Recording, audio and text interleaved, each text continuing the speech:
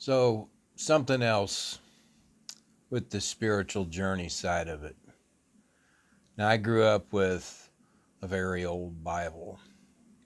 It had many more books in it than your standard everyday Bible that you get today.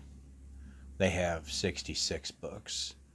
The one I used had over 90 in it. Yeah, that's quite a few.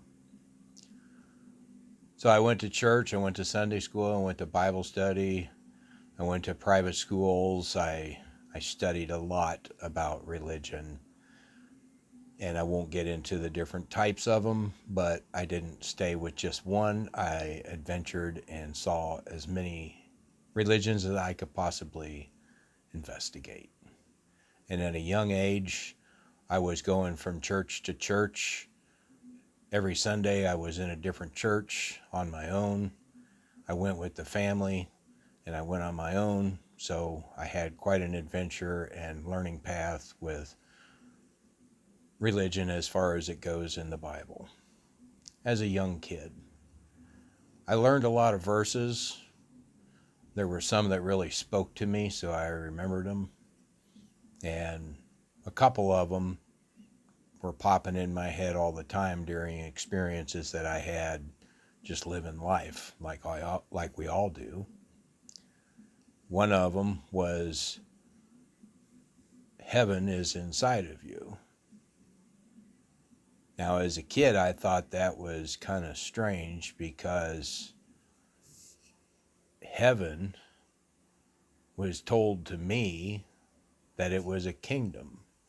And so I thought a kingdom was like stone wall, big gate, maybe a moat, some alligators or something.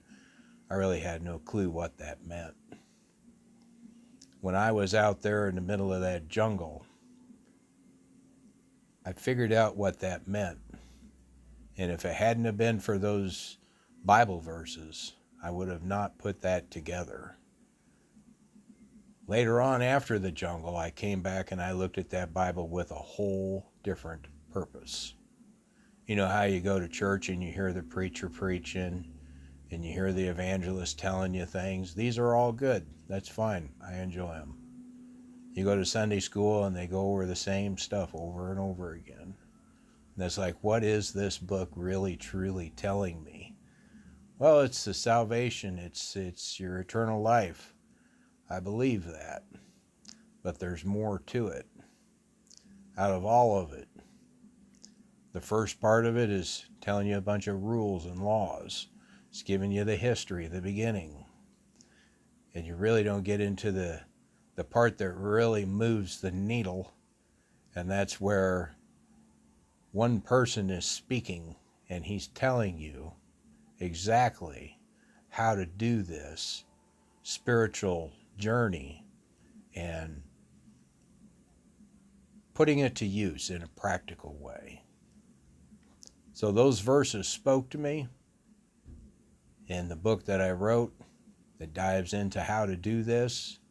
It's laid out in there, and I connect the dots between those verses and what was happening and how I was using that to grow mentally, spiritually, and transform into a way that I would be able to use that in a practical sense.